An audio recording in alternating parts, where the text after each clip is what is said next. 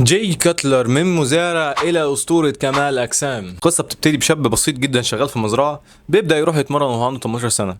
واحدة واحدة بيكتشف شغفه في كمال الأجسام وبقى موهوب بشكل غير طبيعي، وبقى موهوم بتفاصيل أكله ونومه وتمرينه لدرجة الجنون، وبدأ يحسب أكله بالملي وبالشعر عشان يشوف نتائج احسن واسرع. وكان بيتمرن بشده جنونيه بعد ما بدا يشوف التغييرات على جسمه سنه في التانيه. وكل ده ادى في الاخر الى في 2006 جاي كاتلر بيحقق اول بطولة مستر اولمبيا. ومش بس كده، لا، جي كاتلر بيفضل متربع على عرش مستر اولمبيا 4 مرات يا مؤمن. جي كاتلر مثل يحتذى به في القوة والاصرار، مش عشان هو كسب مستر اولمبيا 4 مرات، لا، ده بعد ما خسر رجع تاني سنة وكسبها قوة وجدارة. وفي النهاية قصة نجاح جي كاتلر بتعلمنا ان مفيش حد بيتولد بطل، لازم انت تتعب وتجتهد وتصبر عشان توصل للي انت عايزه.